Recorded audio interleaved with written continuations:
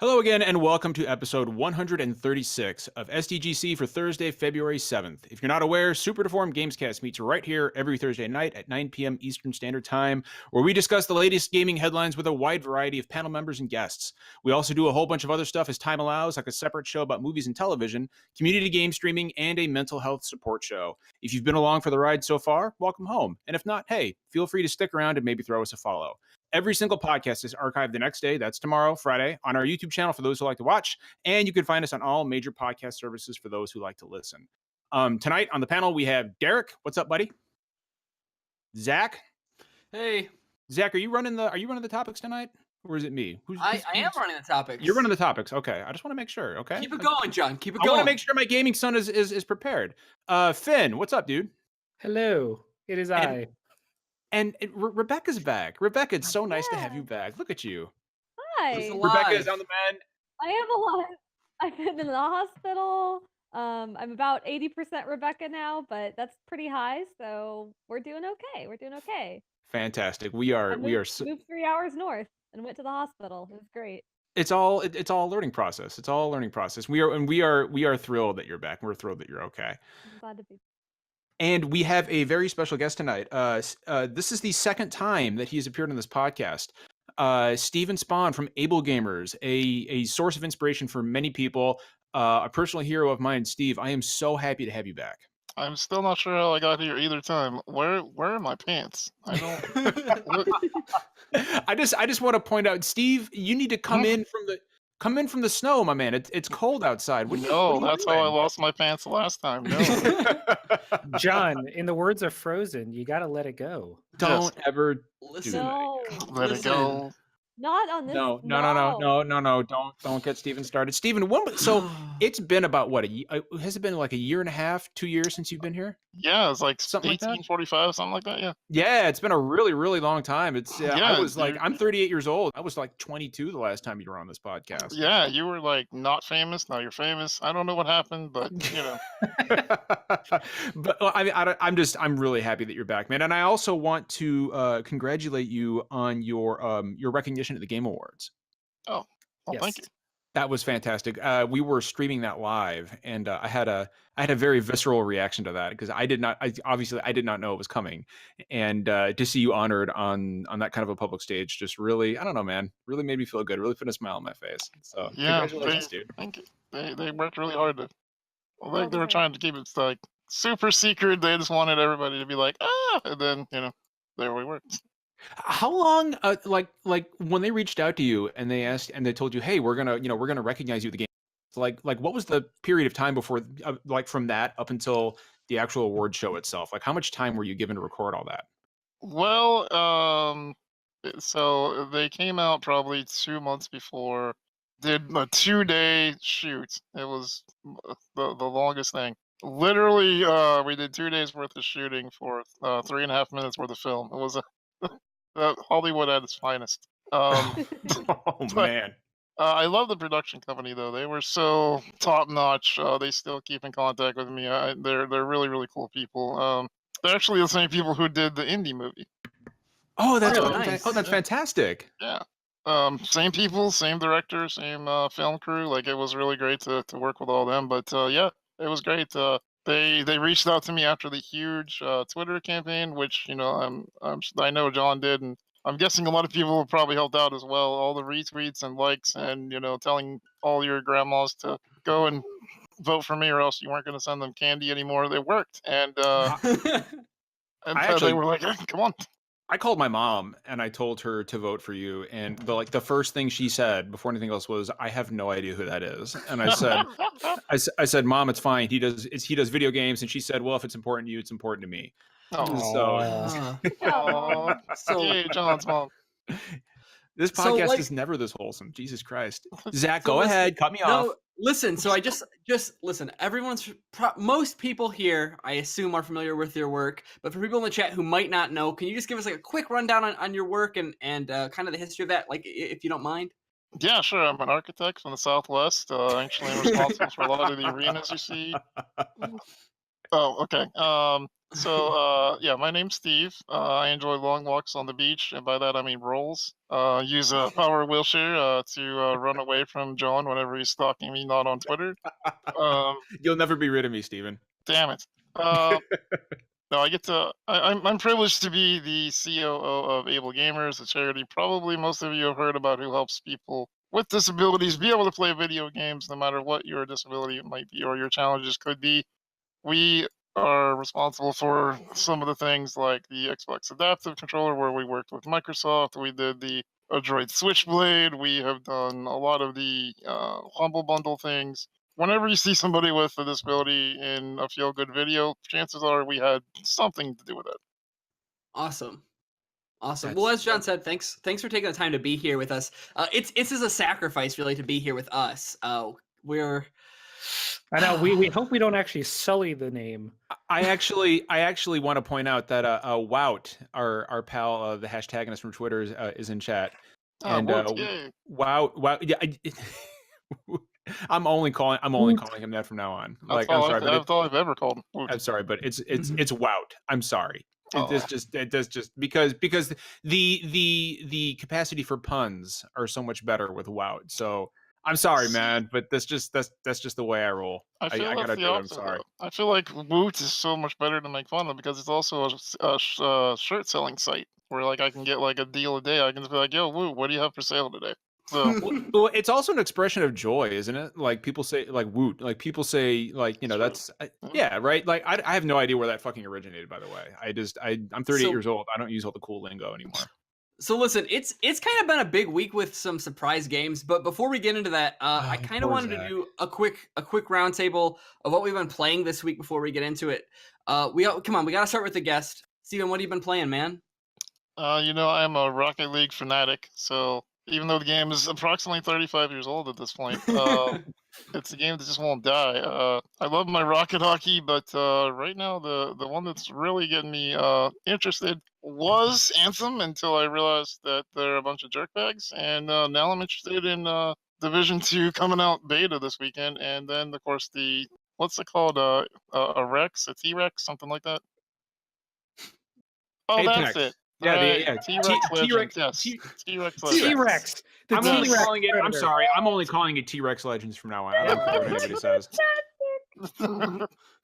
I so would play that. I mean, to be fair, the T-Rex is the apex predator. So somebody tweet that at Jaw Muncher, by the way. T-Rex Legends. Yeah, I mean, I don't think you're alone in playing Apex Legends. Has everybody here gotten a chance to actually sit down with it? Maybe not you, Reb, because you've been very sick. Yeah, I feel like I'm the only. Just was able to sit at a PC yesterday, so no. Okay. Well, I feel like I'm the only person. I know. Zach, the internet makes me feel like I'm the only person that has not played this yet. Zach, why are you asking me? We literally played it together the other I know. day. You know I've sat down with it. You're fully aware. Yeah. Yeah.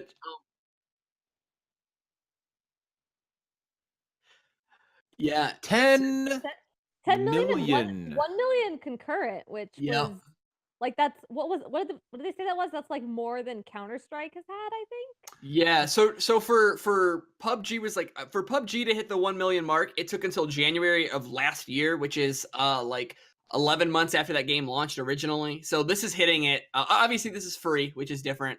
And obviously, the market there is also bigger because of games like PUBG and Fortnite introducing people to the genre. But, I mean, those are crazy numbers. A for Respawn and B for EA, right? With a free-to-play game.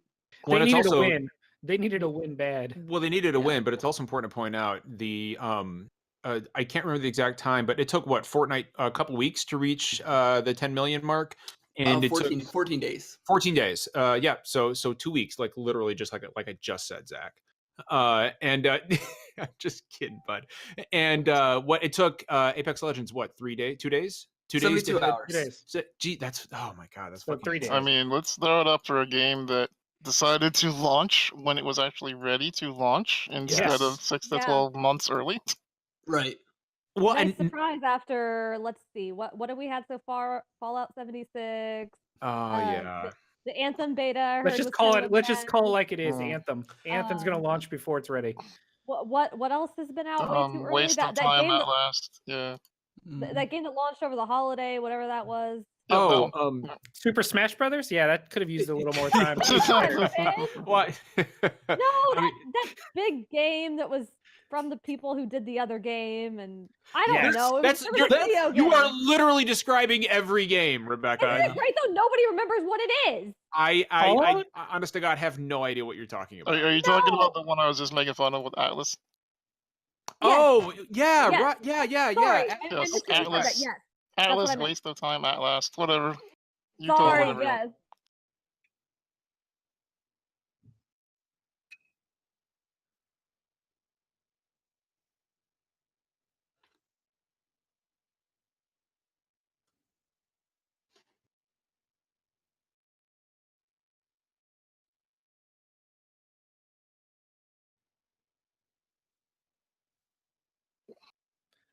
So Midi in chat brought up Battlefield 5. Yeah. Also, yeah, so Derek's mic is dead. So while Derek is doing that, I will take over this conversation for a second. So one of the things, Apex has made a lot of waves, not just for its player numbers, but its big innovation seems like it's the way you can communicate with pretty much the use of a single button. Yes. Which is pretty revolutionary. And like once you see it in use, it feels like really wild that no one else has come up with I it, want right? this. I want this in every battle royale game going forward. Period. Like or every. You know what? I wanted it. I wanted it in every first person multiplayer shooter going forward. It's fucking great. I love it. Check. Yep. There you are. We can hear you. You can. Okay, there we go. I could hear you the whole time. I'm special. Yeah. Zach, please continue. I did not mean to cut you off. No, you're okay. So yeah, I mean, so for people who haven't gotten a chance to play Apex Legends or T-Rex Legends, the big thing here is with a single button press, you can mark people, you can point to locations people can go, you can point out objects for people on your team to grab, and you can thank people. It's really like a catch-all button that contextualizes everything in the game and really simplifies communication. Some people are pointing out it's like the first multiplayer game in a really long time where you don't feel like you're at a loss without a headset on talking with friends or strangers online. It seems like a big win for communication, but maybe a big win for accessibility. Steven, is that kind of your take on it at all? Is it hitting? Yeah, there's definitely things that they need to do to fix the full accessibility range. Unfortunately, they missed the mark on things like doing menus right. The sensitivities are not adjustable. But they did launch with fully remappable keys. Having the ability to call everything out with different buttons. It's not so much the ability to call something out with a one button click. It's that it changes based on your environment. So there's only one other game that does something like that right now, and that's PUBG. Where if you're falling, it's one set of controls. If you're on the ground, it's another set. But it's the same keys. So if you're somebody who only has the ability to use 5 keyboard keys, then you can do multiple things using the same damn buttons, which is what a lifesaver. Right. You know what's really interesting about this conversation is that I read everything about you is interesting. But yeah, Let's see how many times I can derail John tonight. Steven, I am so used to it at this point from the rest of these fucking chuckleheads. Okay, like that's my specialty. Except for Rebecca. Rebecca has never ever tried to derail it, but the rest of these assholes, I'm telling you right now. But well, this feels like a great time for me to jump in. Stop it, Finn. I'm going to make my point. Let me make my point because it's a good one. I read a very interesting story today. I read a very interesting story today about. I'm now distracted with that shit-eating grin on Steven's face. Jesus Christ. Anyway, I read a story today. I can't even look at Steven. I can't even look at him right now. I read a very interesting story today about a gamer who was mute. She was born mute. Her vocal cords don't operate normally, and it's always been really difficult for her to play multiplayer games online because she can't communicate in the way that she would like. And what's interesting about this is that for the first time, she is able to, at the very least, make her teammates aware of what is happening around her with the push of a button, which is something that she wasn't able to do before. I'll find the article and I'll drop it in chat. I should have had it ready, but I thought that was really cool. It's just one more reason why. I love this medium. Like I love innovation like this, and I love, like, Steven, as you said, as far as accessibility goes, the game still has a little ways to go, but I feel like this has so many stuff like this, like being able to just mark targets like that, like it's got more implications that people have really stopped to think about. I don't know. What do you think about that? The communication is really what people tend to overlook, right? So we're all aware now, we're all woke when it comes to the fact that controllers are different, and we might need a different kind of controller. You know, Microsoft has helped us with making that kind of awareness. But really, we're not talking about communication. We're not talking about how if you're in Rocket League and you can't communicate to your teammate where you're going to be, how much of a disadvantage you're at. Or if you're in a first-person shooter and somebody has themselves on Discord, how much of an advantage they have on you. You know, we all think about that when it comes to, say, Dead by Daylight, where it's like, oh, they're survive with friends. They can talk to each other. That's cheating, borderline. But then we go to another game, we don't think about how much of an advantage it is just to be able to talk and listen to somebody else. And it's so huge, and I'm glad they decided to attack that problem. Well, and it's like stuff like this, and reading that article like really just kind of hammers home. It was poignant. It hammers home just how much I take for granted. Not just when it comes to playing games, but I guess in my personal life as well. And it was really sobering and a really positive story to read in a time where I think not just this industry, but the world in general needs more uplifting, positive stories like that. And I'm just cool that something like that is coming about because of games, because it's a medium and an industry that I love. We all love. Right. Um, Well, and and it's just please. it's one of the things that I can appreciate about it is it feels like we have seen developers, small and large, take steps towards accessibility, but like in my mind, and maybe I'm not paying attention as much as I should, but this feels like one of the biggest. It feels like one of the biggest AAA efforts to really think about accessibility, and it seems like they started at an early state with that. Whereas like sometimes I feel like AAA games kind of throw in accessibility or even things as second nature at this point as like colorblind settings. Like it just feels like now at least Respawn and EA are at least putting this at the surface level. Although I think you mentioned, Steven, that like games like Anthem, did you mention those is that from a gameplay perspective, or are you talking about accessibility when you mentioned that? So let's keep in mind that games are made by developer studios. They're not made by the publisher. So Sure. it's always very important to remember when, from my angle, when I'm going after a publisher on Twitter, it's because they've done something monumental. But for the most part, it's on the studio, right? So, Sure. even though EA is through Respawn did great with their game as far as accessibility, and I expect them to get better. Anthem, however, horrible. And their creative director this week tried to throw people with disabilities under the bus for why they're not going to have some features like text chat.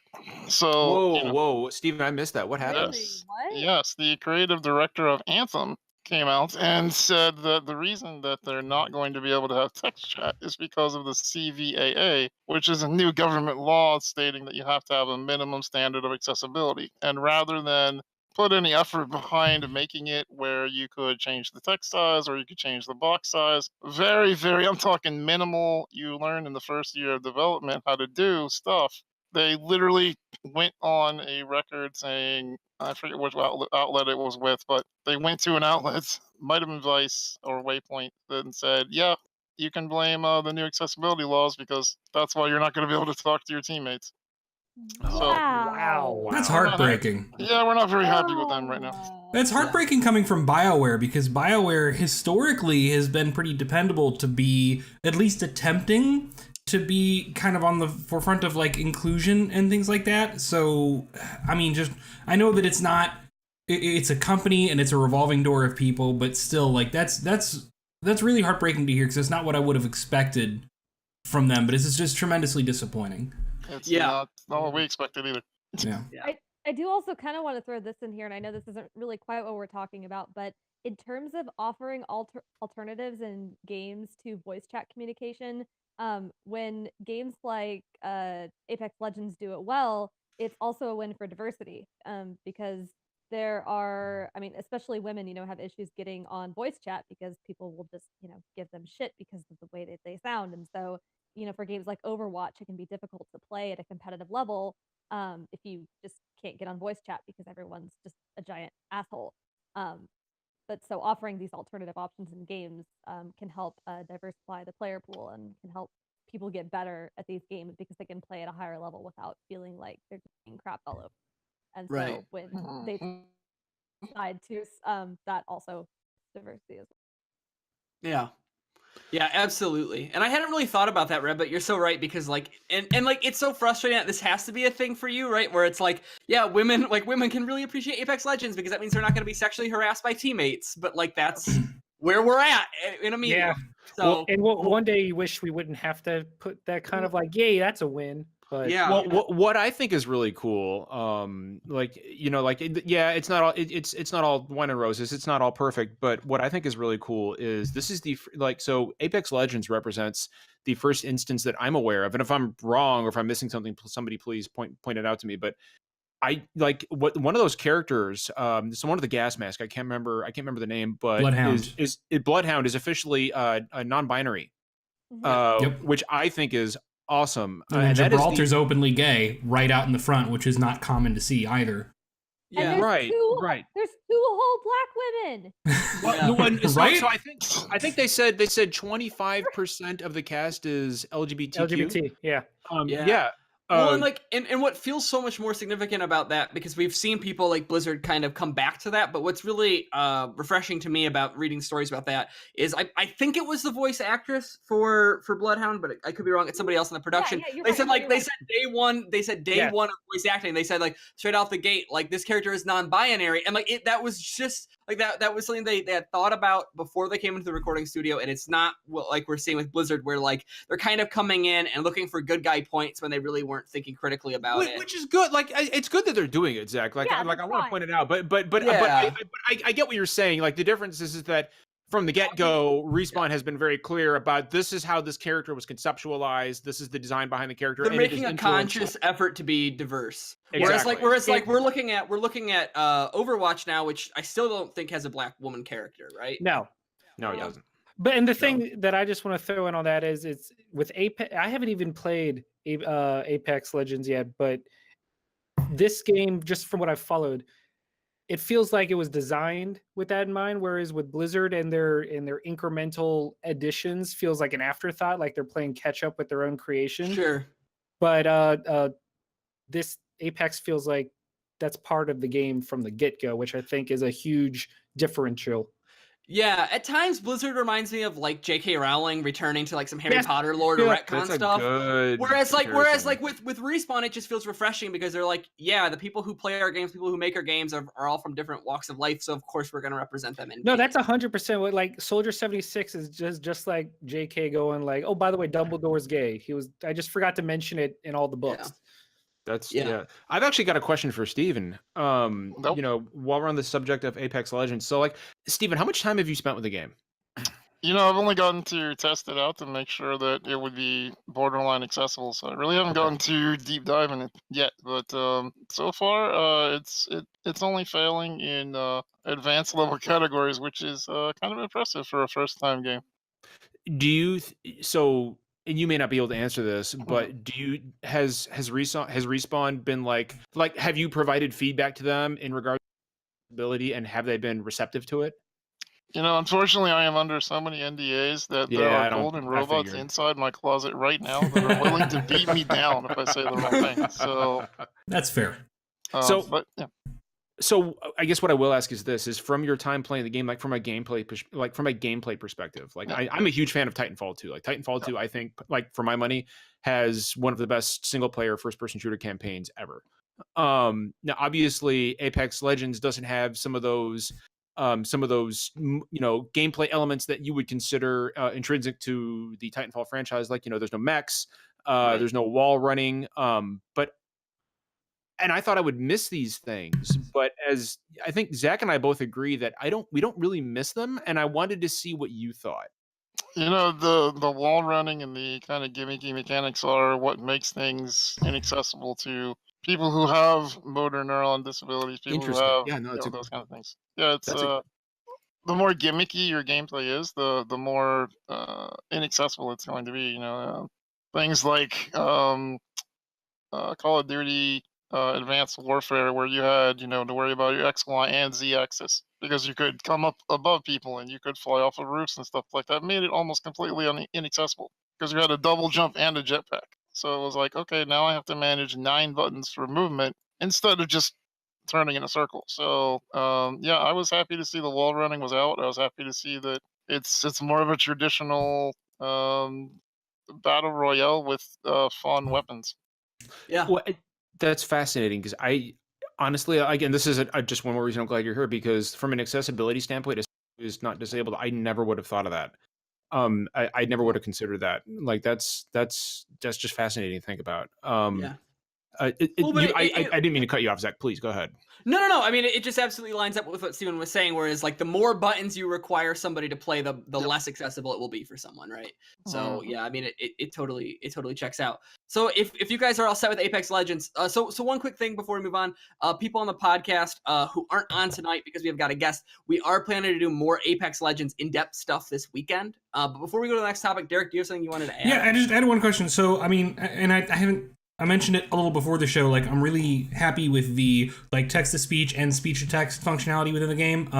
We brought up the colorblind options, but has anybody here heard any feedback on how good those colorblind options are? Because I always used to take that for granted until Mark Brown, who does the Game Maker's Toolkit channel, has been doing these fantastic videos on various areas of accessibility within gaming. And he does one on, for example, like color blindness. And I always took for granted, that those colorblind options that are provided in games just work. And in so many cases, they don't. They're poorly thought out and implemented by perfectly abled people who are just making assumptions as to how that works. So I didn't know if anybody had heard feedback on whether or not the colorblind options in Apex Legends were actually good or if they were in need of some improvement.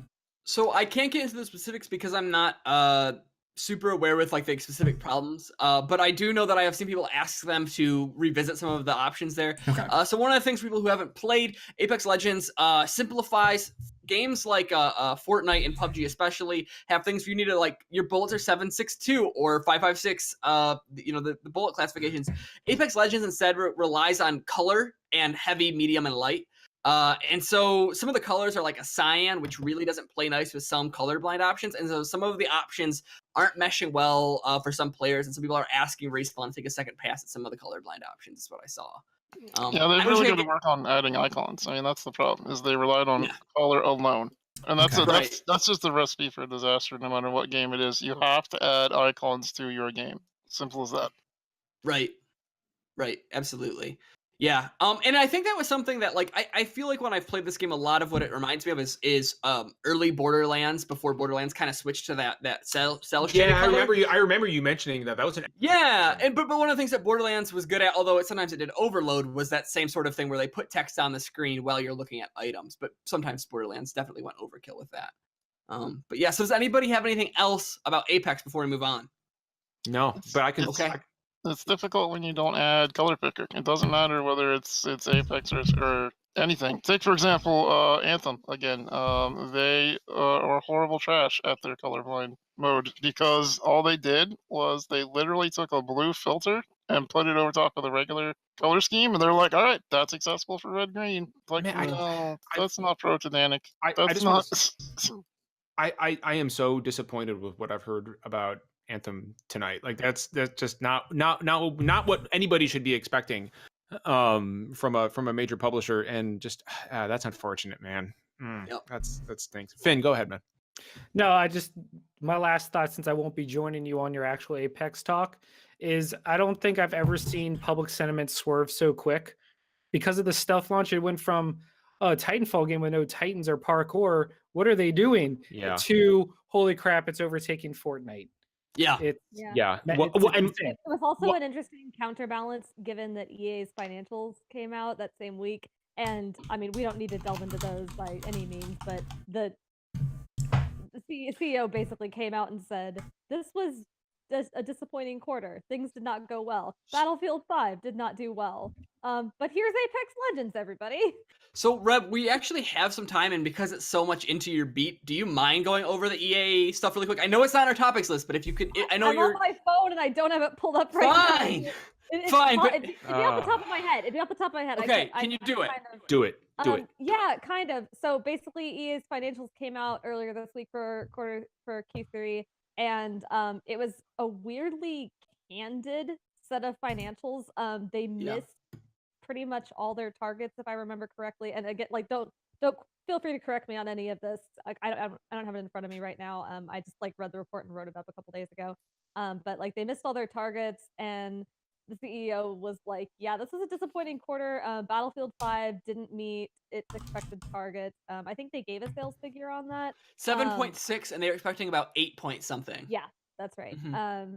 And they kind of attributed that to bad marketing, which I don't really know what that would have been. They thought they focused too much on campaign, is what they said. I guess they talked about they kind of threw Battle Royale under the bus, which I thought was an interesting one, because I do remember when they first announced it, them talking about their Battle Royale mode was like a big highlight of the announcement of the game, but that wasn't there at launch. Still not there, I don't think. No, it's not. It's coming up here soon. Right. And then they also talked about moving the release date and how that hurt it, because they had to compete with like Call of Duty and Red Dead Redemption 2. Right. So that was a big loss for them. They also talked about how Command and Conquer Rivals did not do as well as they were hoping it would. Really? I believe something in the quote was like how the majority of the top games right now on the charts have been there for a long time, like they're really established, and it's really hard for new ones to break in, and so they're trying to focus on bringing new players or something. Which I know mobile. We're talking about mobile here, but like mobile, when mobile's a moneymaker, mobile is a moneymaker, and when it's not, it's not. And so and they threw single player under the bus. They really did. But so those things, but then they had like, they also gave like expected sales targets for Anthem, and they seemed like ridiculously optimistic. It reminds me, considering. Go ahead, Finn. Sorry. No, I'm saying it just reminds me of Square Enix's Tomb Raider projections. Yep. Does anybody have those numbers? What they actually were? I don't have them in front of me. For Anthem, 6 million, right? 5 to 6. By the end of March, and which is really ambitious considering we just came off of a beta where most people were like technical issues and also iffy gameplay. Like it felt real optimistic. Look, all I'm saying is I know 10 people, and I literally have been keeping track. It was 6 as of yesterday, as of tonight. 10 people that have canceled their pre-orders for Anthem. Yeah. All I'll say is I think Division 2 is going to eat its lunch. Yeah. That's what I think. Because I've seen nothing but positive reception about the core gameplay for the Division 2. And I'm not in the beta this weekend, but I've heard great things, and you can just trust Ubisoft to handle a games as a service game a little better. Yeah. And also it's an Ubisoft sequel, and they usually get it right with their sequels. I mean, Crew being the exception. Well, that's an outlier, but it's fine. Yeah. Well, and like also, it's the Division. I mean, yeah. And that game broke records. Yeah. And this new one's going to break records as well. And I don't think you're going to see that massive month after drop off that you did with the first one this time. I don't think that's in the cards. Dropped off because of the hackers last time. Everybody hated the amount of people that were just one shot killing everybody, and this time I think they're ready for it. They know that people are going to come in and try to be douches, and they're going to block it. Right. I agree. 100%, Steve. 100%. Yeah. So one last thing, just to cap off what Reb was talking about with EA's numbers. So this is like the weird thing about Apex's launch date. So it came out this week. Early access for Origin and EA access for Anthem is next Friday, the 15th. And then sometime in March, we're expecting Battlefield's Battle Royale mode to come out. So EA seems like they're leaning really, really decidedly and unexpectedly hard into this February-March window, right? Like, is that pretty uncharacteristic? So it's characteristic, and it's a poor choice like it usually is. I mean, remember, this is the same EA that sent Titanfall 2 to die in, like, right alongside within 2 weeks of both Call of Duty and their own big hyped up Battlefield game. And now we've got Apex Legends, Anthem, this big new Battle Royale mode for Battlefield, all hitting within a couple weeks of each other. And I recognize that Anthem is not the same thing as like the Battle Royale modes although Apex Legends and Battlefield 5 are absolutely going to compete directly with each other in that regard. But people only have so much entertainment time, period. And Derek, I'm sorry. I know, the cat's great. I'm trying so hard not to bust into just kitty mode, but everyone, this is Robo. It's a great cat. So it's like I just want to contrast this episode here with, and I'm sorry if you guys, I'm sure they'll listen to it, but our episode with Tom Johnson and Jeff Grubb, which was just a chaos fire. And then Rebecca comes back on the podcast and she's eating cookies and there's a fuzzy kitty and everything's wholesome and pure again. And it's just like thinking about I don't know, the dichotomy between these two different episodes. Yeah. Right. Listen, John, life is a pendulum. All right, we go back and forth between. We'll be back in the trash soon. Sophistication back to your podcast. You're I welcome. keep feeling like y'all are talking, but there's a cat. So. All right, well, good podcast, everybody. Let's all please, watch the cat. all right, Zach, keep us going. That's fine. But anyway, this is par for the course with EA. They do this. They've done this multiple times before, where they have multiple big online games that are going to need people playing them and pumping money into them, and they release multiple competing products from themselves in the same time frame, right alongside something else that has the potential to eat their lunch. You know, The Division now, Call of Duty before, with the example of Titanfall and Battlefield. I don't know what they're doing. I don't know what's buck wild about this. And like, don't get me wrong, I'm happy to have Apex now. Apex is my shit.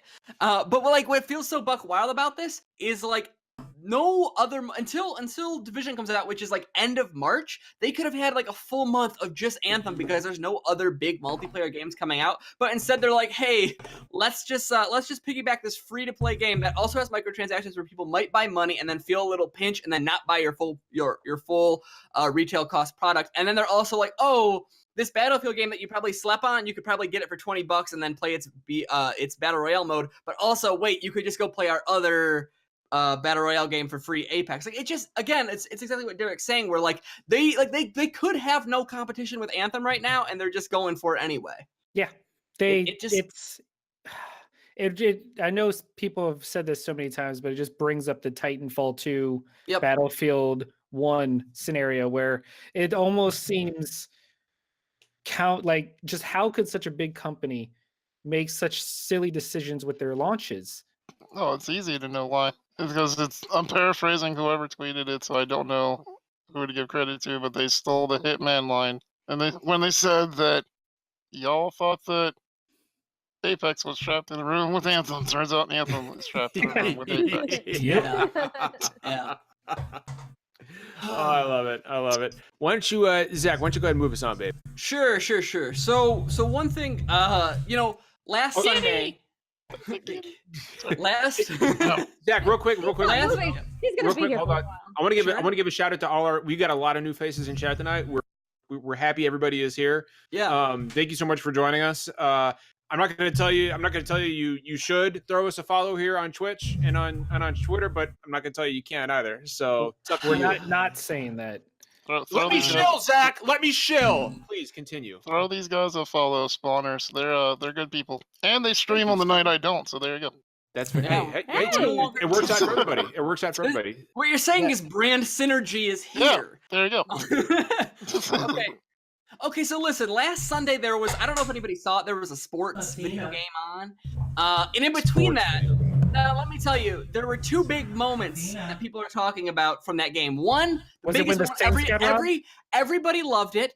It was when Maroon 5 came out. People loved that. People seemed ecstatic about that moment. Yeah, Maroon 5 was really great. SpongeBob song, and I thought they were going to do a SpongeBob song, and I'm real mad that I didn't get the winner takes all. It's the thrill of one more kill. I'm so mad I didn't get that. I think you should sing the entire song, can we do right the here whole live. thing? Like, can we get a full rendition of it? Karaoke night.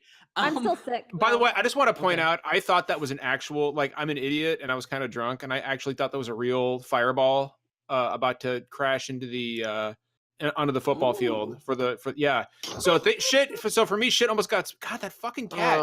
God. Look, the only thing that matters about the Super Bowl is the Saints got robbed. Look at that cat. It's too full. This podcast is too and now Derek has a dog. We're Fuck, off the rails. damn it, Derek. Like, Jesus Christ. We're doing a dog. I'm bringing this shit down. I'm bringing this back down to earth. Final Fantasy 15 is the second best Final Fantasy game, and Witcher 3 combat is terrible. I gotta bring this back down to the muck, man. I'm sorry, it's too wholesome now. We have real topics, but it just feels like there's a lot of pets going on. There are. I Honestly, can't make this move. This is not going anywhere. If you want to get better ratings, just have cats and dogs. We don't even Okay. need to be here. We really don't. Zach, please. All right, I don't want Zach Okay. to run screaming out of No, the room. Zach, no, no, please. no. Please, No, this no, go ahead, Take Zach. us. No, is fun for Zach, me. let's go. Okay, so second only to Maroon 5's 5-star rated halftime show was actually, so it's a thing that a lot of us here and probably a lot of people in chat are already familiar with long before it, but I think this was like the first really big time Microsoft spent some time highlighting their adaptive controller with a pretty powerful ad showing different kids with different abilities that needed the adaptive controller for different reasons, and really just showing how that was empowering them to play. And like, I think of all people, one of the viral tweets I saw was from like Cher, who was just really stoked about the adaptive controller. That's cool. But like, what was so cool about this was like, it very rarely, unless it's a Call of Duty ad during like an NBA game, we rarely see people outside of this sphere, outside gaming Twitter, whatever, engage with important ways that gaming is doing positive things. We see it when a game is too violent or there's a controversial thing that's being said or done. But this felt like a decidedly positive, inclusive time, and I don't know. I wanted to talk about it because I felt like it was worth doing, and also, Steven, of course, your work is pretty much without it wouldn't exist. So yeah. I mean, I'll say this. I work at like a regular ass news station in my day job, and like people there, when I mentioned that we were gonna have Steve on, and I mentioned like the adaptive controller and some of the stuff that we've been pushing for in the game sphere, like everybody knew about this adaptive controller, and everybody had seen the national ads, you know, airing in prime time and during major sporting events and things like that. So, and it was pretty, even people who are pretty dismissive of gaming had extremely positive like things to say about that and were really, really stoked about that. You know, that just goes to show how how far the message has gone. House is coming down. It's been Joys of owning a phenomenal. pit. Our mascot Saki cried while watching the commercial for the first time, and when we went to the Microsoft store, they had one out on display for people to try and see and get familiar with, and it's been a phenomenal just piece of tech, and it's been really cool just seeing it on the big screen and having it get the recognition it deserves. And Well, you did a great job. Just the idea, like, so I saw the commercial too. I was watching the Super Bowl, and the idea that, and it's like, it made me think. I went to school with a guy, high school. I should specify. I went to high school with a guy who didn't have full use of his left arm and his hand. And back then there was nothing like this, right? Like, I was in high school in 1997, and yes, I was 2 years old when John was in high school. Oh God! Please Cool. stop, Zach. Zach, by the way, Cool. nice robe, buddy. Okay, It's nice. a cardigan. I'm just saying. Anyway, You I do kinda look like was an out of work when wizard. Sorry. Steve. What was that? You look like an out of work wizard. I'm sorry. Sorry. Yes, I love it. yes. Thank you, Steve. Steve. Oh God! Steve, that is a moment. So for You people who guys just please joined do us, Julian, please gift that. Gift that, No, Julian. You The whole have to thing. gift that, please. so Gift for the whole thing, Julian. For people who just joined us, this is the roast of me. Apparently, Yes. God And damn. out of our My Zach is favorite our- thing. My favorite thing is when we have a guest on and he's immediately just not afraid to fucking jump. I love it. It's that's why I love Steven. You are now our out of work wizard. Thank you so much. It's a nice cardigan. It's Listen, It does look quite nice. it was a gift. It looks like you forgot where you put your wand. I mean, You're a Fuck. wizard, Zachy. Oh, I've been. Oh, this is the best podcast we've ever done. This is fantastic. We're never ever going to top this. Oh. I had a point. I was making. Right. Okay, sorry. I got distracted by the Zach dunks. It was just too good. So I went to school. I went to school with a guy who didn't have full use of his left arm, and back then, there wasn't anything like this. There was a really, really shitty one-handed PlayStation controller. It was a third-party controller. I remember it very distinctly, but it was good for RPGs, and that was basically it. And it kept him from playing games that, games like GoldenEye 64, right, which was huge, back when I was in high school, so many years ago. And and he was, fuck you, and he was, god damn it, fuck. Anyway, I'm so old. But it kept him from enjoying games that the rest of us, Halo, and I knew this kid through college, so Halo and games like that. And I can't help but wonder, he's got to be my age, he's my age now, and I don't know where he's at, but I can't help but wonder what he thinks about this. And just so to see a commercial that basically tells everybody, hey, you can all play now, everybody can play, was so incredibly moving for me, thinking about the people in my life who I've known, who until now weren't able to play. Is just it's one more reason. I mean, just Steve, thank you. Thank you for that.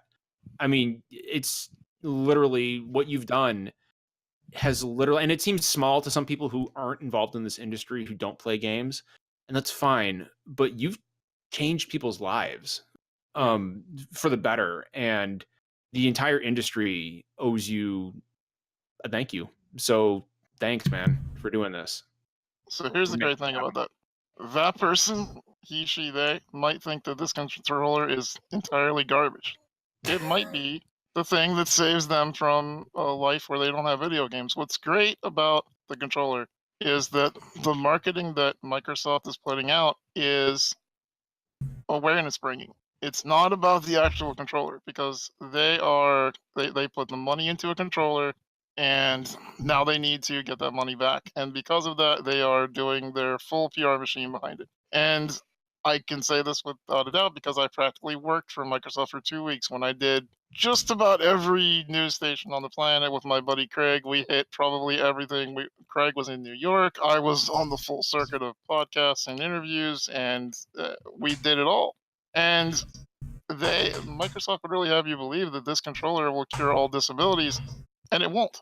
And that's something that we keep putting out there, is this is not a silver bullet. This is not what's going to kill the werewolves. This is the beginning. This is signaling. This is the road flare. This is the flare to us all that this is a problem. This is something we are attacking now. This is the beginning of a tidal wave change where we're going to include everybody, even if we have to drag the industry kicking and screaming. And in some cases, we do. You do. Yeah, exactly. Well, and it's real. Rebecca, I'm sorry, please go ahead.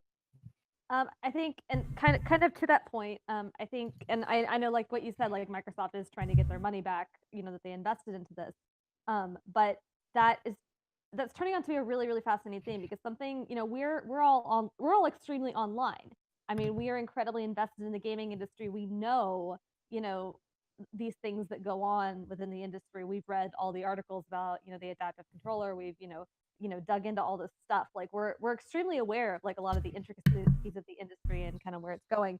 But like the average person who thinks about video games, maybe plays like 1 or 2 a year, maybe only knows what they see, on TV or when they go into a GameStop. Like most people who play video games and spend money on video games aren't extremely online and aren't aware that there have been other tools before the adaptive controller that have been usable. And so by airing this ad during the Super Bowl, and by having just kind of the PR marketing thing just churning and churning and churning and being like super loud about it, there are people out there who probably never even considered the possibility that there might be an easier way for them to play games, like not even like a thought in their head.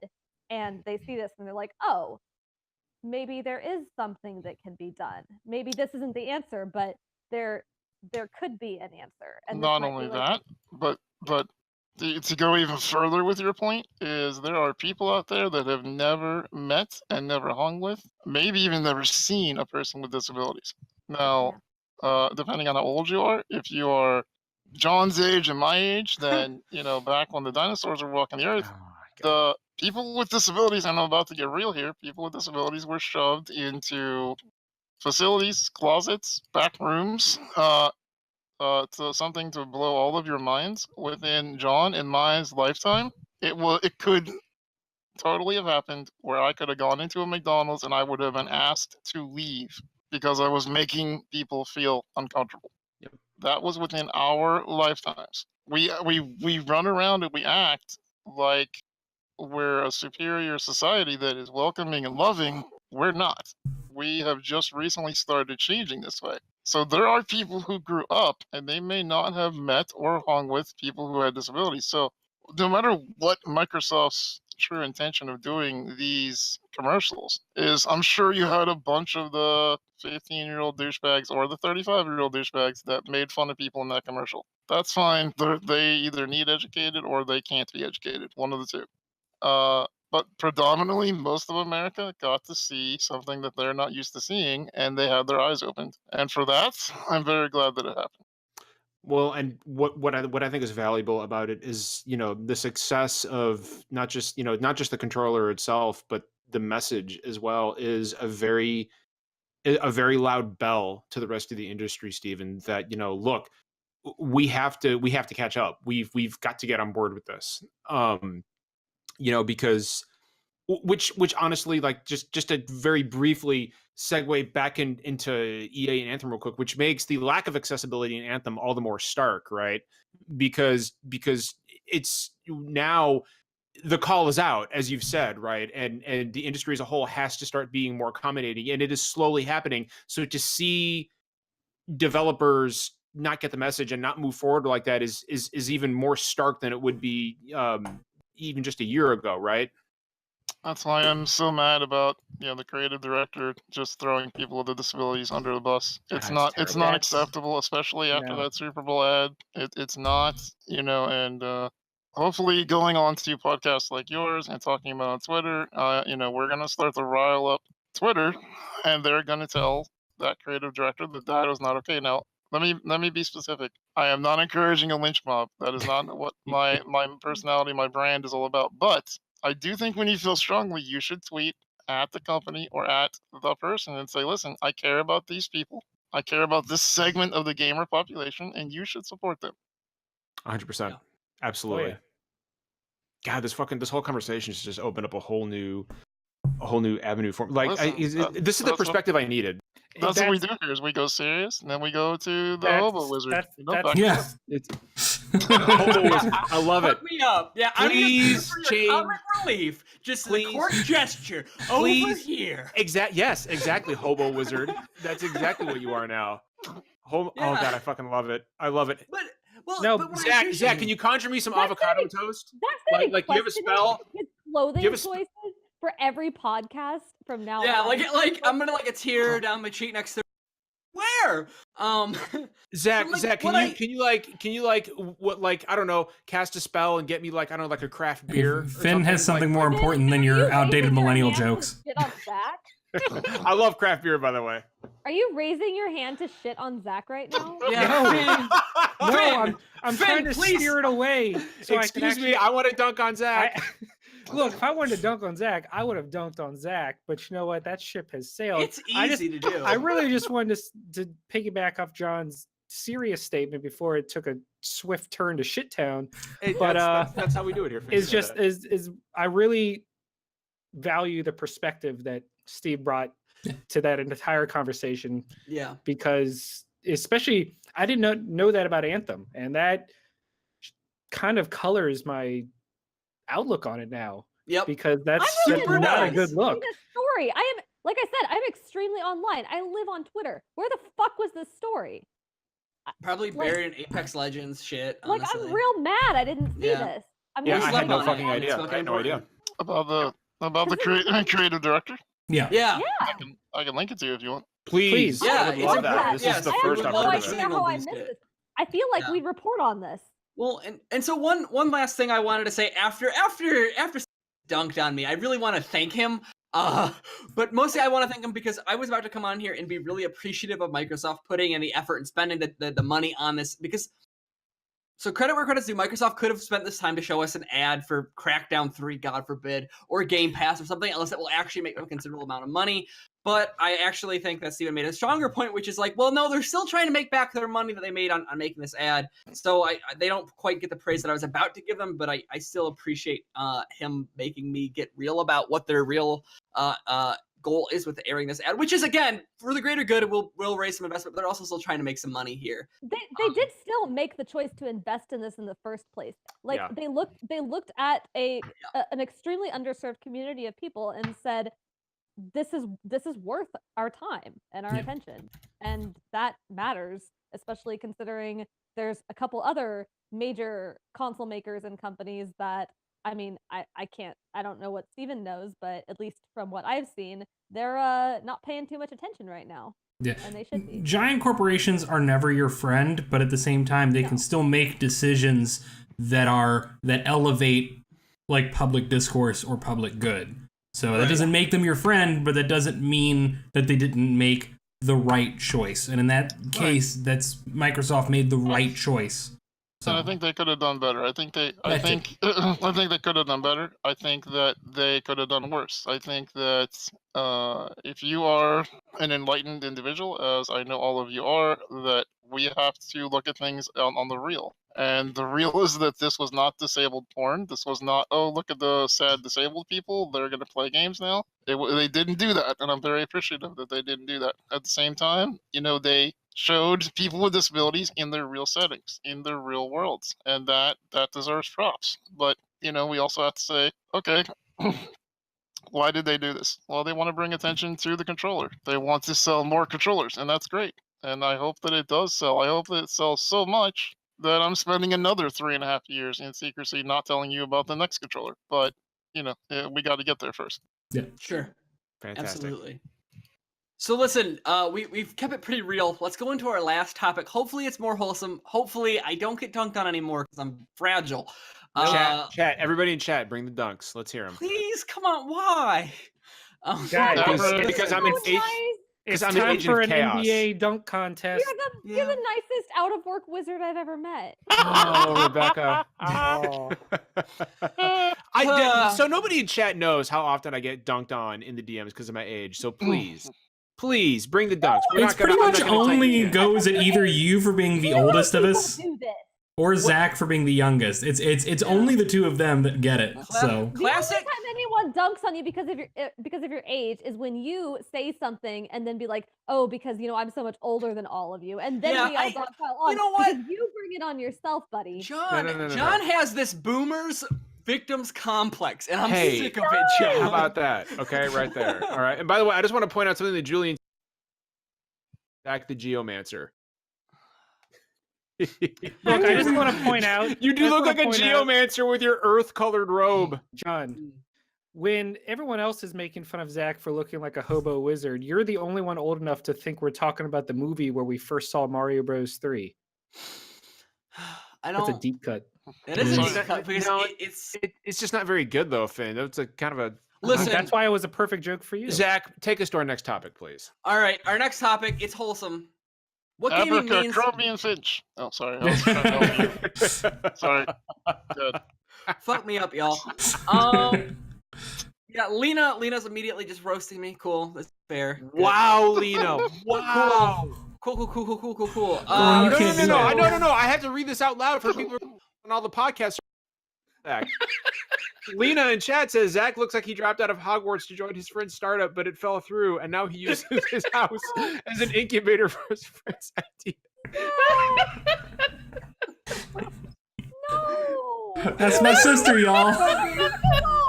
So wait, am I like less problematic Ehrlich from Silicon Valley? Yes. Is that my character? Look, Zach, Lena dunks on you that hard because she can't go. If she pointed that at me, then I'd be killed on screen. Yeah. Fuck. All right. Zach, please continue. So as I try to recover here, please let's talk about in all seriousness what gaming means to us, but also maybe some things that through gaming that we have been opened up to or exposed to in a positive way that is maybe just enriched our lives a little bit more by being consumers of the medium. I don't know if we want to start with the guests or if we want to who wants to fight for this topic to go first. I'll Derek, you look start. thirsty. Oh, fine, John. Fine. It's It's all all right. about you, I'll John. go. Hey, yeah, It's all about hey, you. you're right. Hey, you're right. It is. I started the podcast. It is all about me. Mhm. I'm just kidding. I So have no, the better background, so Yeah. actually, Steve, do you want to go first because you do have the? no, I mean, you're you're good. No, clearly an ice sorcerer. Like, I don't want you to hit me with Listen, John, let it go. Just go ahead. a. Very He's gonna well sick done. the Lin Kuei on you for that one. Very well done. So yeah, so when you talk about games and how they inspire us, and yeah, for me, it's not just inspiration. I've told this story on a couple of other podcasts, just not this one. But for me, it's also a story about how games saved my life. Growing up, we'll just say I didn't have a happy childhood, and we'll leave it at that. I've spoken at length about things and stuff like that. And up until I was about 14 years old, games were a really fun hobby for me, but they didn't take on the meaning for me that they have now until for Christmas, I got Final Fantasy VI for Super Nintendo, which was 3 back then. In Japan, it was 6, but here it was the third Final Fantasy we'd received. So numerically speaking, back then it was Final Fantasy 3. And I played it, and it kind of changed everything for me. And there was a moment in the game, spoilers for a fucking game from 1994, but there's a moment in the game where the villain Kefka wins and he tears the world apart. And one of the main characters, your entire party is scattered, and one of the main characters, Celeste, is the first one who wakes up, and you take control of her, and she's on a deserted island. There's nobody else there but another character who, in my playthrough, died. You can save him, but he died in my playthrough. And at this point in my life, I was really dark. I was in a really bad place. I didn't have a lot of friends. My childhood was not happy. My relationship with my father was not a good one. And I was really low. I was in a really bad way. And Celeste in the game, this was the first moment in a video game where I had seen a character attempt suicide.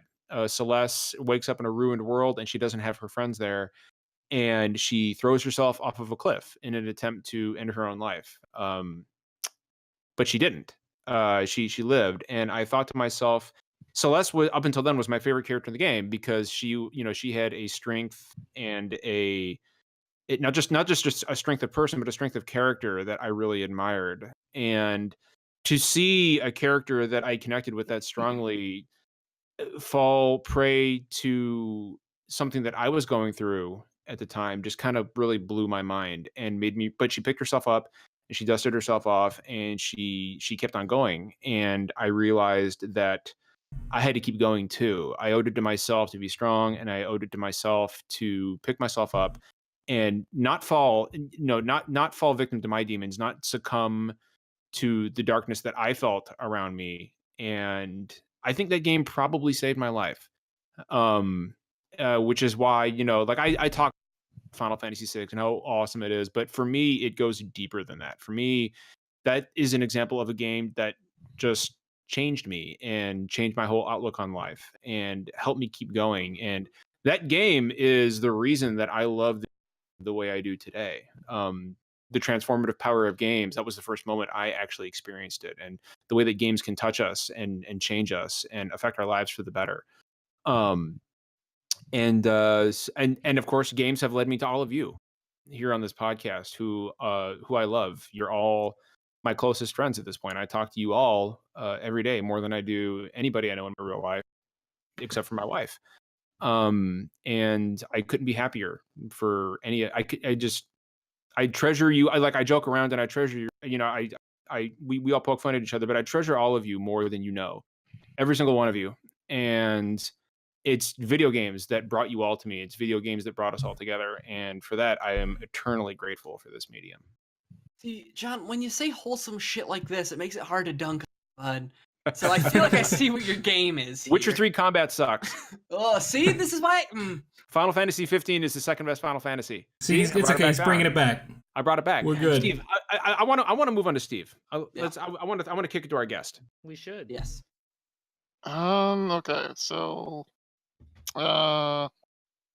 gaming to me is a freedom maker, a difference maker. So when I was in school, back when I don't know, mid '90s or so, Yeah, gaming. just go with it, man. Listen, I don't even care. The back in those days, you had a very few choices of video games. You had Ultima Online, you had EverQuest, and that was about it if you wanted to play online. And one of my classmates had mentioned this online persistent world where he was a guild master and he could, command these people to help, build this world and influence things and change things. And I was like, well, that's kind of interesting, but I don't have a computer powerful enough to handle it. I grew up pretty poor, so it was like out of my reach. And around the same time, we were seniors, and my friends started changing what they would do for after school activities. So the going over to a friend's house and playing video games started stopping because they were going out to the club later that night. Or instead of going and hanging out with my friends at the mall, they were too busy because they were getting ready to go sneak some alcohol somewhere, and things that late teenagers do. And these were things that, I probably would have participated in, except there was one step to get into the club that they all went to. And I couldn't conquer that one step because there was no such thing as portable ramps at the time. I couldn't go to the hotel parties because the rooms were too small for a wheelchair to fit with 12 other people. These life obstacles started getting into the way. And that's when I sort of revisited with my friend's idea of, this is where you could go. You could go and you could play and you could start having a different life. And the idea of having a different life was very powerful, very interesting to me. And I sort of got into it at first and was like, oh, this is kind of interesting. We cobbled together money and I got into it a little bit. And my friend helped me get like spare parts because he worked at a computer store and he could get like, secondhand, 56K modems and other ancient relic technology. And we started playing. And I fell in love with this world where I could do all of the same things that everyone else in that video game could do. I could cast spells, I could slay monsters, I could run around and make a fortune. There were no glass ceilings for me in that virtual world like there was in real life. And I quickly started making friends and I started having people to hang out with more often than I would my friends in real life. And they wanted to do the same things that I did instead of wanting to go do the things I couldn't. And I met a woman there that was very intriguing, and we ended up in a 3.5 year real life relationship where we saw each other every month. She was, in Chicago, and I was in Pittsburgh, and we did the long distance dating thing, and it was a game changer for me. It changed the way that I perceived life and what life could be. And without video games, my life would have been sitting and watching TV and wondering what all my friends were doing and why they weren't doing anything with me because there was other things to do. So for me, it was powerful. It was the difference between having a life where I was missing out or a life where I was fulfilled. And that to me is what video games mean. This is the most wholesome episode of this podcast. I think that was Yeah. amazing. Well, and it's hard to follow. It's hard to follow that one up, because it's pretty fucking powerful. Thank you for And sharing that, by the way, Steve. yeah, thank Yeah. you. Welcome. I guess I'll go and do a quick one. Please. But I mean, it's kind of coattailing on what you mentioned a little bit earlier, John, which is one, introducing me to people who want to think about games, but also people who want to think about games in the medium at a more critical level. I always have had friends, like, even in high school, people who you're just trying to kill time with in between classes or whatever. Let's talk about, whatever game is popular at the time. For me, it was usually like Call of Duty Modern Warfare was like really big when I was young. But like I never really had people who want to think about them critically. And I definitely am not the sharpest critical mind out there, but like I wanted people to talk about what games meant more often. And then throughout college, I kind of found an audience, not an audience that I could really talk to, but an audience that I could at least feel like-minded with, especially through Twitter, where I could start thinking about there was a time where like in 2013 I really was high, like as an example, I was really high on games like BioShock Infinite, and then I was exposed to audiences that thought harder than I did about the games that I was playing, and made me realize some of the problematic nature in the games that I was enjoying and the audiences that I was finding comfort in. And so I can really appreciate audiences within gaming being more socially conscious than I am and pushing me to think harder, and really getting me to engage in politics in ways that I wasn't before. Like I was like the centrist gamer had logged on until I started paying fucking attention. And then I started just really caring about politics, and like I don't know, like I don't think I gave a shit about half of the things going around in our country until I started seeing people play games, which is weird. Like it's really weird for me to say that through enjoying these virtual places and you know, through Twitter and social media, I actually cared more about the people I was seeing in life every day. But I don't know, man. I guess games have shown me how important politics are, and have also exposed me to a diversity of life that I wasn't getting otherwise, which was a fucking fault of my environment that I was putting myself in before. But I don't know. That's pretty much it for me. That's awesome, dude. That's what art does. Yeah, you know, exactly. Art is art. Video games are a form of art to, I don't know, hopefully help you consider a different angle and expand your horizons, make you think about things that you wouldn't normally. Which, again, you know, building off of what, you know, I said and Steven said and you just said, like, that just speaks more to the transformative power of this medium than anything else. Rebecca, why don't we go to you next? Yeah, I mean, you know, some of these are really hard to follow. I got into gaming really, really late, actually, for my generation. I mean, I know I'm one of the younger ones here, but I also just got into it fairly late. Like I had a Game Boy Color with Pokemon Gold and Silver. That was like the first thing I ever owned, and then I owned a Hell yeah. GameCube. And then I owned a GameCube, and then like that's pretty much it. Like I really didn't game all that much growing up. I was a giant book nerd. I read just like constantly. I ended up being Books, an English woo! major. Yeah, how I dare did- you try to educate yourself and expand your No, mind? Play but I video love- games, Rebecca. Well, and I did. I like played some games. I didn't, but you know, my parents were really down on them. I grew up in a fairly religious household in a fairly religious environment, and some of that. I mean, I was never like actively discouraged from playing games, but there was always kind of this attitude of, oh, you're wasting your time with that. And so I didn't play a ton, but kind of alongside that, I also grew up with just a lot of issues with being really timid and feeling really inferior about myself and feeling like I was never going to be good enough or smart enough or strong enough or, you know, enough for anyone ever. And so I never felt that I had a play. I never felt confident about anything.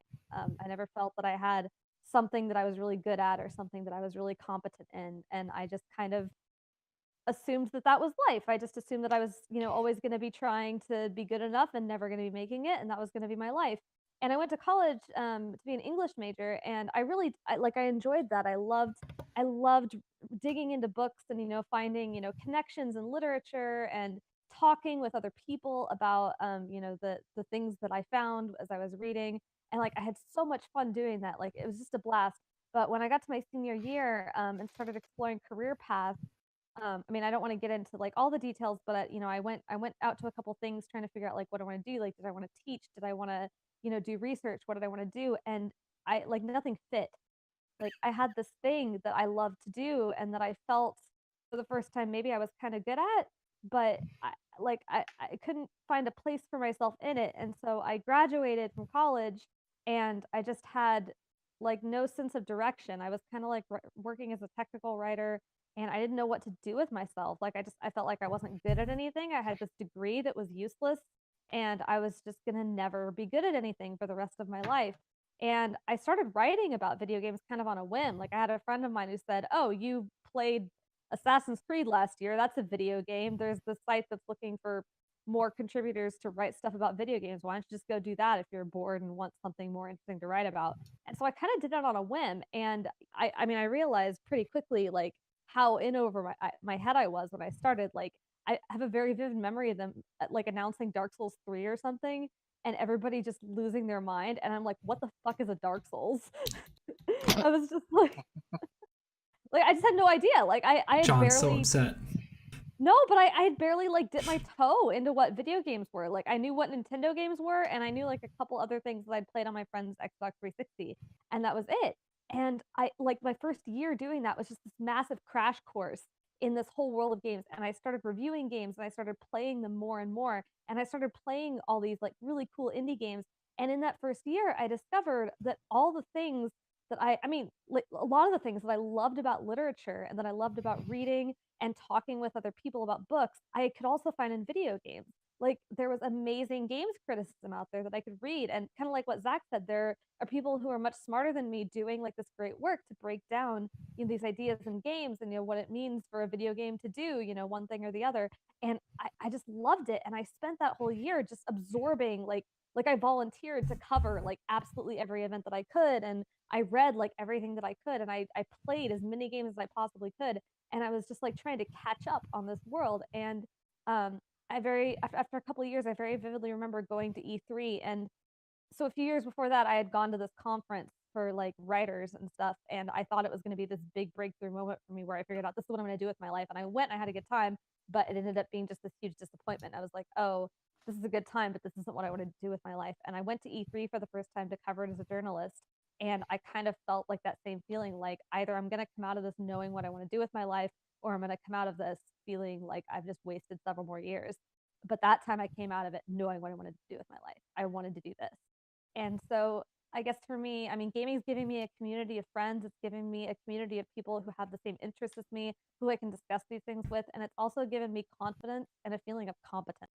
Like, I know I'm still newer than a lot of my peers, but I've also put in a ton of work, and I know my shit now. And I'm still learning. I mean, I still have like a ton more to learn, and I love that. Like Yeah. the more you know, the more you find that there is to know. But I Sure. also I do feel a lot more competent and confident in the things that I do know, and that's been an amazing feeling. I've never felt confident about anything in my life before this, and so that's mine, I guess. Plus, you're fucking wholesome as hell. So, and that's something that all of us need more of. We're So, all so wholesome. This whole podcast has been so wholesome tonight.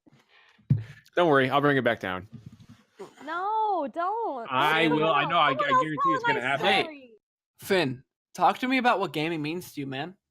I kind of don't want to. Okay. Oh, Because Okay, that's fine.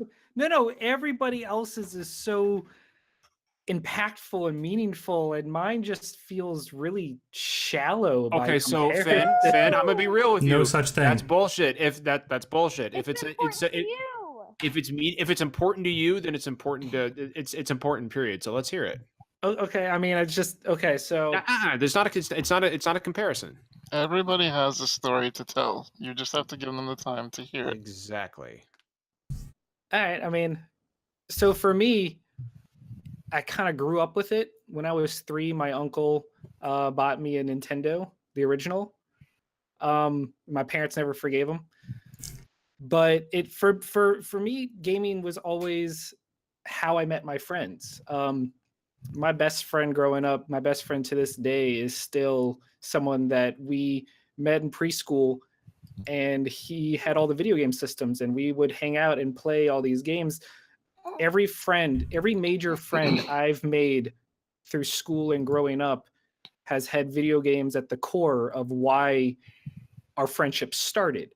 All the way to, because I'm not quite at John's age, but I'm still at the age where growing up, grade school, middle school, high school, gaming was still seen as kiddie and juvenile and not to be taken seriously. So it was not something you advertised at school, because that's how you got made fun of. So I had a core group of friends that I played sports a lot in school. So only my friends knew I played video games. It was not something I advertised. It was not something I was proud of, because it wasn't, it was just to put a target on me for all my other friends. But my best friends, every grade going up, had gaming at its core, whether it was the first time I played Final Fantasy was with one of my friends. The first time I played Mega Man was with one of my friends. Some of my best interactions with Saki have been us playing games together. I kind of met some cool people from a podcast about video games. I have the job I have now in the video game industry because I had friends that wanted to talk about video games with me, and that parlayed itself into my career. Everything I am and everything I do can be traced back to a Christmas present or a birthday present when I was 3. And for the big chunk of my life, it was a source of shame to the public at large. And I'm really just happy that we are now in some, I don't want to say golden era, because there's still so much wrong with the industry, but it's been refreshing and wonderful to grow up and see it mature to the point where it's now it is part of society. It is here to stay, and it's not something to be ashamed of anymore. And I think that's really amazing and makes me happy. So Not as old as Derek, I am. go. Not as old as I am. Good. Yes, it was a good story. And he even managed to get a dig in at my age, so well done, Finn. Yeah, which is really the accomplishment here. Derek, It's take us only home. a lesser one. Oh no. Oh me. Okay. So I mean, gaming, like very stereotypically, like gaming was an escape for me for a long time when I was really young. I was very, very like tremendously awkward and withdrawn. I was being, for a good chunk of my life when I was younger, I've been open about this. I was physically and sexually abused. I was mutilated. And that causes you to not be the kind of young kid who really makes friends very easily because you're weird and nobody wants to hang out with you. So I mean, very stereotypically, like gaming was my escape. It was the thing that took me out of the world that was, in many ways, literally trying to kill me. And it was a great way for me to bond. My dad played video games on the computer. He loved stuff like Doom and Diablo and StarCraft and Age of Empires, and so we'd play that sort of stuff together on the computer. And my younger brother and sister, Brad and Lena, who's in chat, I played video games with at various times. It was a good bonding experience. And it started as a very non-critical, like, this is my escape and I need to take me as far away from the world that I'm in as possible. I was also a huge book reader at the same time for the same reason. But as I grew older, I think being such a voracious consumer of books and games and movies and other forms of media, like, made me care more about how these things were made, about the art within them, about the storytelling, about being maybe a little more critical, because I wanted to both find the stuff that was better, to find better uses for my time, but also B, to be introduced to more new ideas and to find ways to expand my thinking. And as I grew up and I rehabilitated and I came out of my shell and I became more social, gaming became, at that point, luckily, in the late 2000s, like high school age, gaming was getting a lot more, not cool exactly, but it wasn't lame. So it was a lot easier for me to actually make friends and bond over gaming. I got into fighting games and became a fighting game tournament player and tournament organizer for some games for the social aspect of it, to learn and meet people over video games. And up until very recently, even, I was still organizing fighting game tournaments, as a way to constantly meet new people and see their stories, hear their stories, and it's not just a hobby. Like, to me, it's an art, and it has both expanded the way that I look at storytelling and at art. Like, it was my introduction to caring about art as a broader subject and not specifically just like, oh, art is when people put a stick against a paper and make a pretty thing. But also, like I said, it got me through some incredibly difficult times, to help me. Maybe that's not healthy for everybody, but it's what got me through. And then it helped me meet people and meet friends and become more social and social butterfly out into the beautiful pan disaster that I am today, that all of you know and love. I am a beautiful fucking disaster, and you all love me for it. So you read it. I mean, you read us a bedtime lullaby podcast. Yeah, it was You so sure good. did. Yeah. So I wish Steve had been there. It's still clipped on our Twitch page. I wish Steve had so- been there for that one. That was, But that was so I That's read beautiful. I read Go the Steve Fuck was to Sleep. beautiful. It was beautiful. He read Go the Fuck to Sleep. Yeah. It was Oh, adorable. But That's awesome.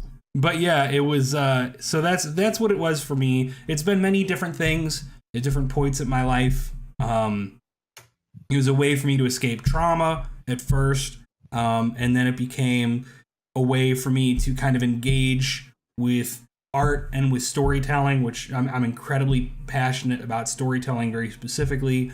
And then it became my way to meet people and engage, and it became like I didn't want to define myself around gaming, but it was how I met people. And now, like I said, it's even though I work primarily in like regular news, my whole online life, my whole Twitter life, and my whole thing with SDGC all exists because of my passion for gaming and because I wanted to find people to talk to about gaming, whether to learn or to teach about the deeper meanings, and sometimes just to share some kind of uncritical joy of something that's not particularly problematic. Like I don't have anything particularly artistic to say about Devil May Cry other than that I love it.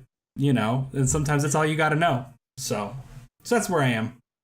Yeah, That's fantastic. These are the kind of stories that I love to hear, especially as somebody who has lived his entire life with anxiety and depression. These uplifting stories about how powerful games are, stories like Steve's and Derek's and everybody's, and Finn, Rebecca, Zach. This is why I love this medium. Because Good. please, Steve. No, Steve, please. It's interesting just thinking about how, some of you were hesitant to share your stories, and I'm sure I see a couple of people sharing their stories in chat, but the predominantly people, may not necessarily want to share. Yeah. And I think here's the real secret for those of you who are listening on the podcast and not watching the video.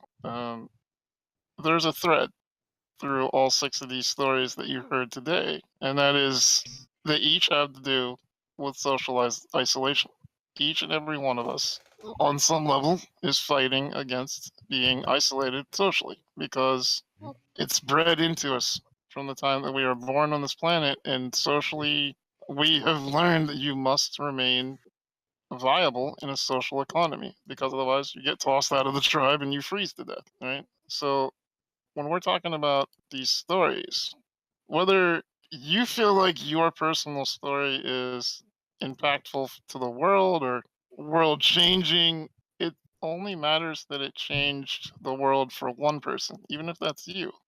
When I was at an Abilities Expo in Chicago, Abilities Expos are just like PAX East, except they're for disabled people. They're for people who want to find new technologies, new kinds of adaptive equipment, right? We went there, and there was this booth that we set up that had all kinds of gaming equipment. It had monitors on it, and we had all of our tech toys at the time where you could play, with various disabilities. And there was this family that came up near the booth, a mom and a dad, and son and a daughter, and another son in a wheelchair. And the son in the wheelchair was profoundly disabled. He was reclined with a heart monitor on his table. He had a drool bib. He was not really looking around too much. He couldn't turn his head. And I could see this family looking at us. And they're like, staring at the Forza machine, the racing setup. And I'm sort of walking over to them going, do you guys want to check this out? No, we can't. Why not? Well, because it's just not for us.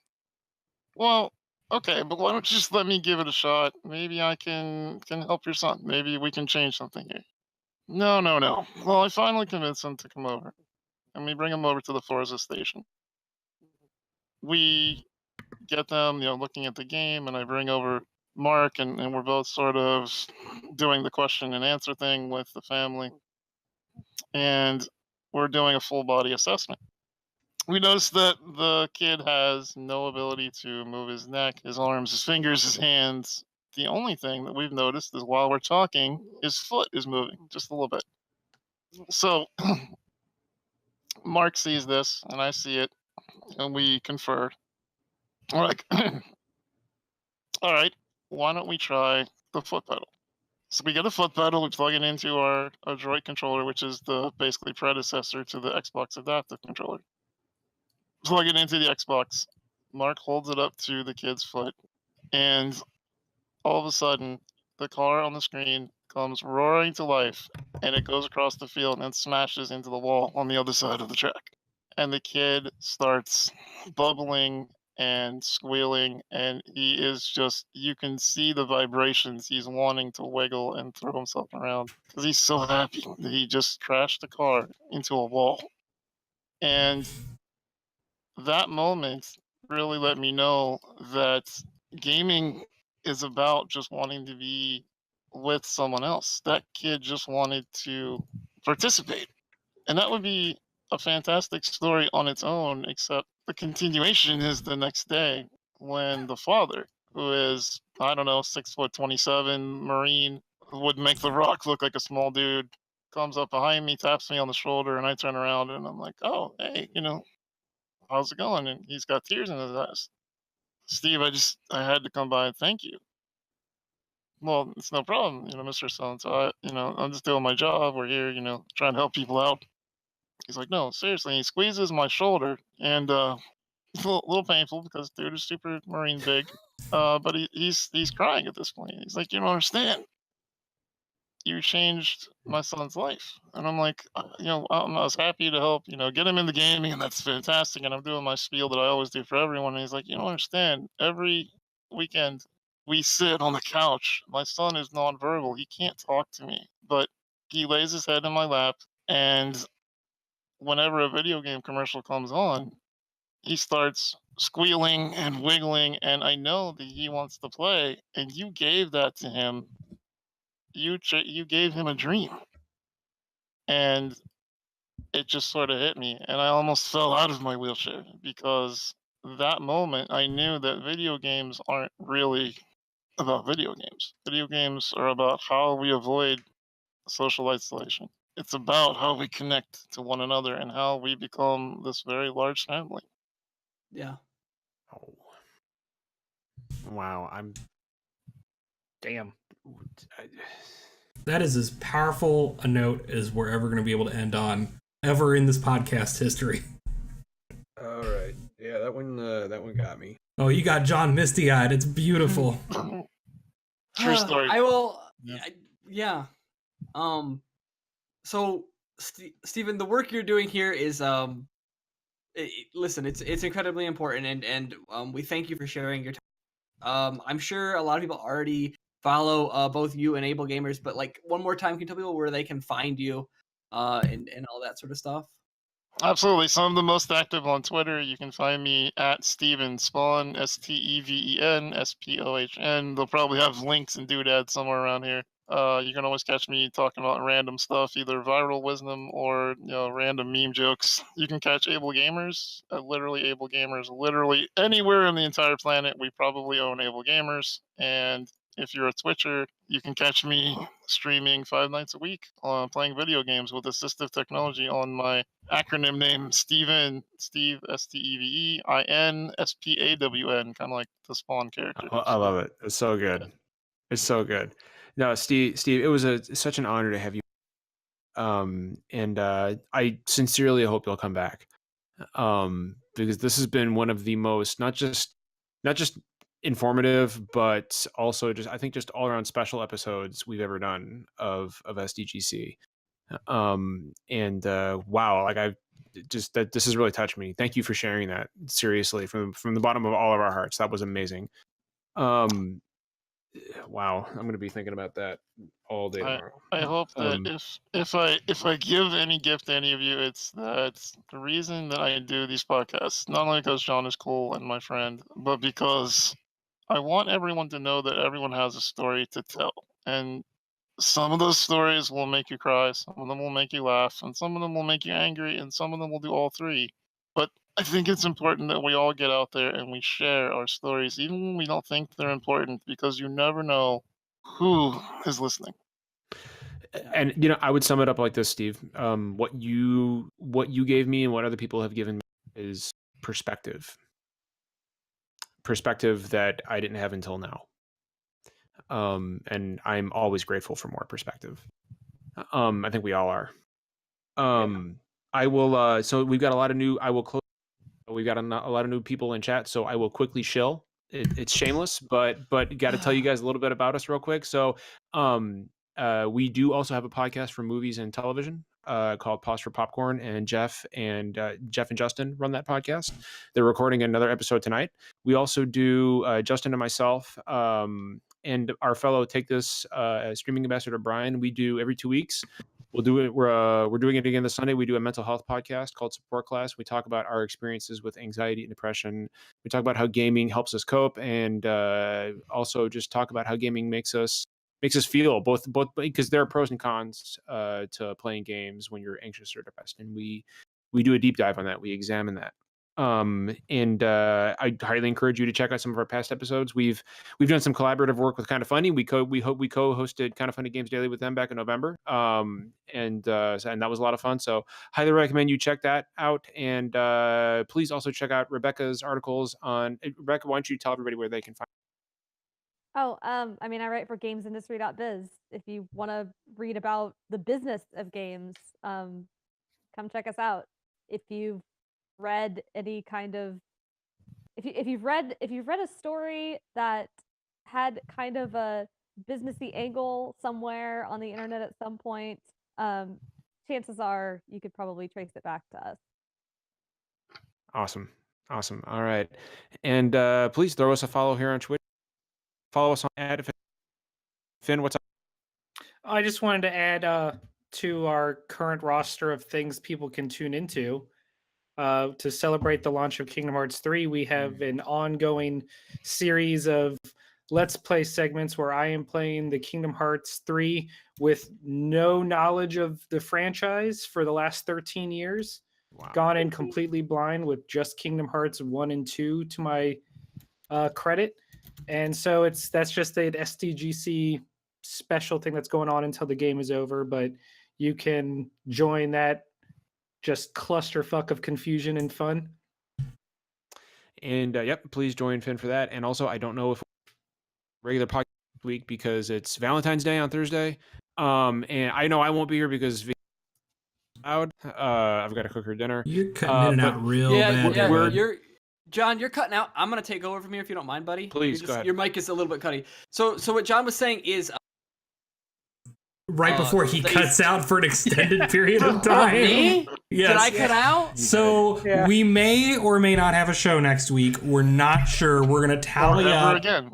We're gonna tally up and we're gonna see how many people we have who are available, because obviously on Valentine's Day a lot of us are gonna have commitments, but not all of us will, or not all of us will have commitments during the time that the show normally is. So we may have a show, we may do something else entirely. We'll let y'all know. That's the extent of that one. Yep, pretty much. And am I still cutting in and out? You're good for the moment. Okay, cool. And also, don't forget to check us out at PAX East this year. We'll be on a couple panels with Jake Baldino and Dave Oshry and Tom Johnson and a few others, and Dolly Domovsky. So, and some more that we're waiting on approval for. So please be excited for that. And well, hey, please be with that, excited. as always, what's that? Please be excited. Please be excited. Please be excited for the future. And with that, it's not always poetry, and we don't always agree, but we always keep it real. So until next time, everybody, please take care of each other. We'll see you next time.